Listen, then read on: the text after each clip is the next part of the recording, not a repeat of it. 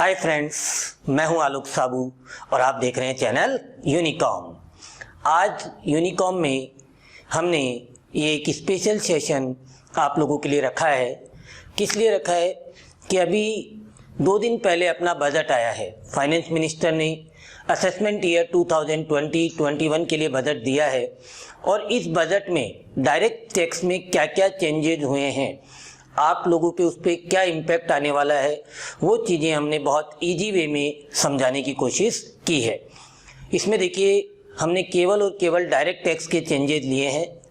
Direct tax में भी हमने ये देखा है कि आपके कौन सी इनकम आ रही है, 500 हेड्स की इनकम में आपके क्या क्या चेंजेज हैं। तो सबसे पहले अपन बात करेंगे सैलरीड एम्प्लॉय की। सैलरीड एम्प्लॉय के लिए इस बजट में सबसे बड़ा बेनिफिट दिया गया है ग्रेच्युटी में। ग्रेच्युटी जो आपको रिटायरमेंट पे मिलती है अंडर सेक्शन 10 सबसेक्शन 10, पहले इसकी मैक्सिमम एग्जम्पशन लिमिट होती थी 10 लाख और इसे 10 लाख से बढ़ाकर सीधा 30 लाख कर दिया गया है। एक बहुत बड़ा बेनिफिट है ये। फॉर एग्जाम्पल, पहले आपको 15 लाख की ग्रेच्युटी मिलती थी तो आपके 5 लाख रुपए टैक्सेबल होते थे और अभी आपको 15 लाख की ग्रेच्युटी मिलती है तो मैक्सिमम 15 लाख एग्जम्प्टेड हो सकते हैं। तो एक तो ये बेनिफिट सैलरीड एम्प्लॉय को दिया गया है। दूसरा बेनिफिट सैलरीड एम्प्लॉय को दिया गया है सेक्शन 17 सबसेक्शन 2 में। स्टैंडर्ड डिडक्शन दी जाती थी सैलरीड एम्प्लॉय को 40,000 रुपीज़ की। उस स्टैंडर्ड डिडक्शन को 40,000 से बढ़ाकर 50,000 रुपीज़ कर दिया गया है। एक बात और बताना चाहूँगा, स्टैंडर्ड डिडक्शन का एक्सपेंसेस से कोई रिलेशन नहीं है, ये स्ट्रेट अवे आपको मिलती है। तो स्ट्रेट अवे 10,000 रुपीज़ का आपके ये बेनिफिट है कि पहले 40,000 की डिडक्शन थी जो आपके बढ़ाकर कितनी कर दी गई है 50,000। तो income under the head salary, ये आपके 2 बेनिफिट्स दिए गए हैं। अब आपके income under the head salary के बाद income under the head house property. अगर हाउस प्रॉपर्टी से आपके कोई भी इनकम है तो अभी तक क्या होता था कि आपका केवल और केवल एक हाउस सेल्फ ऑक्यूपाइड माना जाता था और उसकी एनुअल वैल्यू नील होती थी। लेकिन अभी आपके पास अगर 2 हाउसेज हैं तो 2 को भी आप सेल्फ ऑक्यूपाइड मान सकते हैं और उनकी दोनों की एनुअल वैल्यू नील होती थी। पहले क्या होता था, अगर आपके पास 2 हाउस हैं तो एक हाउस को डीम्ड लेट आउट मान के उसके फेयर रेंट पे टैक्स लगा दिया जाता था, जो कि एक बहुत बड़ा बेनिफिट है। इसके बाद देखिए, आपके सेक्शन 23 सबसेक्शन 5 में अगर आपके पास कोई भी हाउस प्रॉपर्टी है जो स्टॉक इन ट्रेड के रूप में है तो कंप्लीटेशन सर्टिफिकेट मिलने के 1 साल तक उसके ऊपर टैक्स नहीं लगाया जाता था और अभी इस 1 साल की लिमिट को बढ़ाकर कितने कर दिया, 2 साल कर दिया गया है कि आपको जब भी सर्टिफिकेट ऑफ कंप्लीटेशन मिलेगा उसके 2 साल तक आपके उसके ऊपर टैक्स नहीं लगाया जाएगा। तो हाउस प्रॉपर्टी में ये 2 चेंजेज हुए हैं। पहला चेंज एक बार मैं वापस आपको बता दूं कि अब आपके एक की जगह 2 हाउसेज को आप सेल्फ ऑक्यूपाइड मान सकते हैं और दोनों हाउसेज की एनुअल वैल्यू क्या हो जाएगी, नील हो जाएगी। दूसरा, आपका अगर स्टॉक इन ट्रेड के रूप में हाउस प्रॉपर्टी है तो सर्टिफिकेट ऑफ कंप्लीटेशन मिलने की डेट से 2 साल तक उस पर टैक्स नहीं लगाया जाएगा, जो पहले 1 साल की लिमिट थी।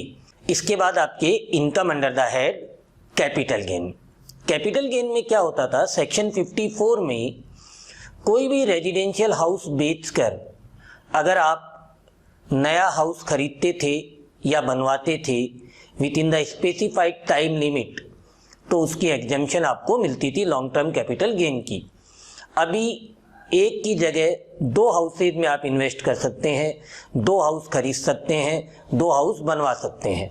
तो उनमें जो भी आप अमाउंट इन्वेस्ट करते हैं उसकी एग्जम्पशन आपको दे दी जाएगी। तो कैपिटल गेन में आपके सेक्शन 54 में ये चेंज आया है। अब अपन बात करें डिडक्शंस में।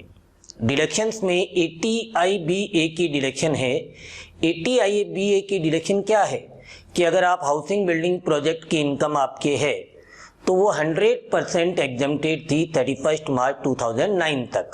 31 मार्च 2009 तक हाउसिंग बिल्डिंग प्रोजेक्ट की कोई भी इनकम होती थी वो 100% आपके उसकी डिडक्शन दे दी जाती थी, जिसे अब 31 मार्च 2019 की लिमिट को बढ़ाकर 31 मार्च 2020 तक कर दिया गया है कि अगर आपके 31 मार्च 2020 तक अगर 80 IBA में कोई भी इनकम है तो वो आपके क्या होगी, फुल्ली डिडक्टेबल होगी, 100% उसकी छूट मिलेगी।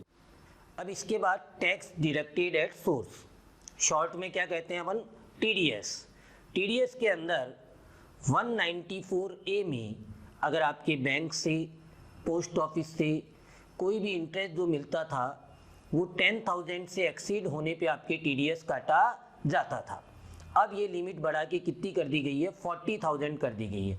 अब मान लीजिए कोई पर्सन था, उसके 20,000 का इंटरेस्ट आता था तो वो TDS कट के आता था, और अगर उसकी टैक्सेबल इनकम नहीं थी तो बाद में वो रिफंड लेता था। अब ये सारे झंझट खत्म हो गए, 40,000 तक कोई TDS आपके नहीं काटा जाएगा। इसके अलावा हाउस प्रॉपर्टी की रेंटल इनकम पे पहले TDS 1,80,000 से अगर आपकी रेंटल इनकम एक्सीड होती थी तो काटा जाता था। उस 1,80,000 की लिमिट को बढ़ाकर 2,40,000 रुपीज़ कर दिया गया है। अगर आपकी रेंटल इनकम 2,40,000 तक है तो कोई TDS नहीं काटा जाएगा। तो इट मीन्स 60,000 रुपीज़ इसमें और बढ़ा दिया गया है। अब देखिए, इस बजट को लेकर जो सबसे बड़ा चेंज, सबसे बड़ी उपलब्धि, सबसे बड़ी बात की जा रही है वो ये है कि बेसिक एग्जम्पशन लिमिट 2.5 लाख से बढ़ाकर 5 लाख रुपए कर दी गई है। और उसमें किसको कैसे क्या फ़ायदा होगा वो अपन समझेंगे। हमने यहाँ 3 स्लैब में इसे आपको समझाने की कोशिश की है। अगर आपकी इनकम 3.5 लाख रुपए है, अगर आपकी इनकम 5 लाख रुपीज़ है, और अगर आपकी इनकम 10 लाख रुपीज़ है। अगर आपकी इनकम 3.5 लाख रुपए है तो पहले आपके 2,500 रुपये का टैक्स लगता था। 87A की रिबेट घटाने के बाद आपके टैक्स जो आता था वो कितना था, 2,500। और अभी ये पूरा आपके टैक्स फ्री हो गया है, 3.5 लाख पे आपके 2,500 रुपीज़ का बेनिफिट है। अगर आपकी इनकम पहले 5 लाख रुपए थी तो आपके टैक्स लाइबिलिटी थी 12,500, लेकिन अब 87A की रिबेट को 12,500 कर दिया है तो आपको कोई टैक्स नहीं देना है। तो 5 लाख रुपए वालों के सीधा 12,500 रुपये का बेनिफिट है।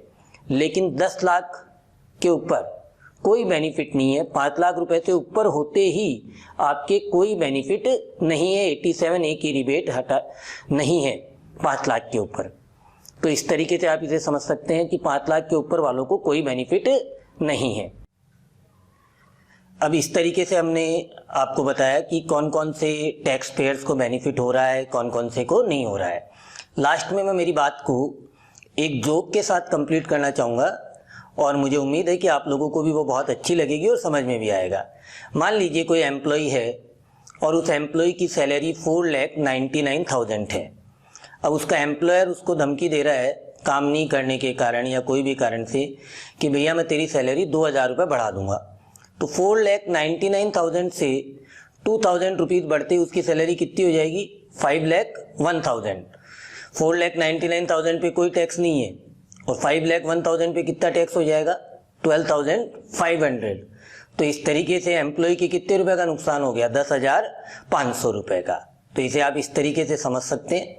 ये अपने डायरेक्ट टैक्सेस के सारे चेंजेज हमने आपको बताने की कोशिश की है। आप लोगों को अगर हमारा ये वीडियो अच्छा लगा तो आप यूनिकॉम को लाइक कीजिए, यूनिकॉम को सब्सक्राइब कीजिए और हमारे इस वीडियो को शेयर कीजिए। Thanks to all of you.